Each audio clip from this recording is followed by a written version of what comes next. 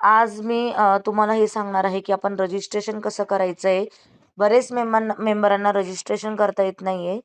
तर तुम्ही काय करा की रणरागिणीच्या वेबसाईटवर जा, www.ranragini.in वर जा.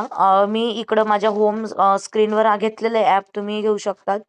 तसंच ॲड टू होम स्क्रीन करा, तुमच्या स्क्रीनवर येऊन जाईल.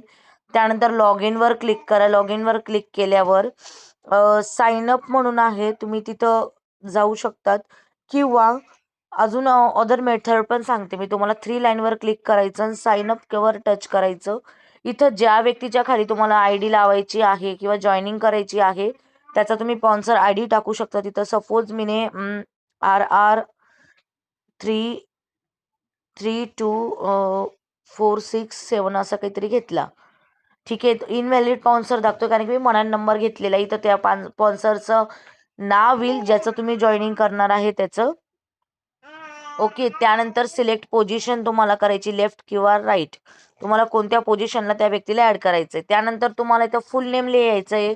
फुल नेम ज्या व्यक्तीची तुम्हाला जॉईनिंग करायची त्याचं नाव, त्याचा मोबाईल नंबर, त्याचा email address, pan card number ज्या व्यक्तीची जॉईनिंग करता आहे. पासवर्ड ठेवायचा आहे. पासवर्ड तुम्ही सध्यापुरता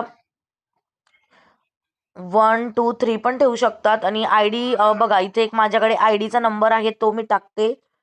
कोणता आय डीचा नंबर तुम्ही टाकला तर काय येतं, 0888.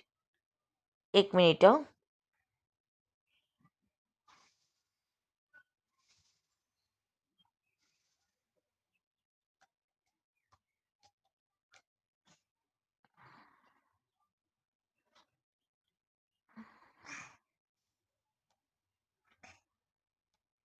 1 मिनिट.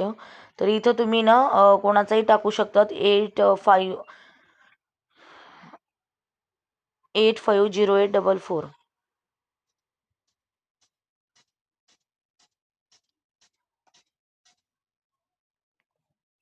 हे बघा, माझं नाव येतंय. मला माझी लेफ्ट सिलेक्ट करायची का राईट मी सिलेक्ट करेल. मला एखाद्या व्यक्तीची जॉईनिंग करायची आहे तर मी समजून घ्या पूजा नावाची जॉईनिंग करते. पूजा आणि पूर्ण नाव तिचं टाकायचं आहे. त्यानंतर मोबाईल नंबर मी XYZ आता सध्यापुरतं टाकते आहे. त्याच्यानंतर ईमेल ॲड्रेस तुमचा जोही असेल तो मी एक ईमेल ॲड्रेस टाकला. त्यानंतर पॅन कार्ड नंबर समजून घ्या मी सपोज हा टाकला. तिचं कोणाचा पॅन कार्ड नंबर पूजेचाच टाकायचा. पासवर्ड टाकायचा आहे 1 2 3 4 5 जो असेल तो. त्यानंतर इथे 1 2 3 4 5 6 जो असेल तो टाकायचं. टर्म अँड कंडिशन ॲक्सेप्ट करायचं आणि रजिस्टर म्हणून क्लिक करायचं. जर तुम्ही रजिस्टर म्हणून क्लिक केलं की तुम्हाला एक आय डी दिसते. ते म्हणजे एक मेसेज येतो तुम्हाला, पॉपअप येतो. तो पॉपअप तुम्ही स्क्रीनशॉट काढायचा आणि ज्या व्यक्तीची जॉईनिंग आहे त्याला सेंड करायचं. आणि अशा पद्धतीने तुम्ही त्या व्यक्तींची आय डी काढून देऊ शकतात.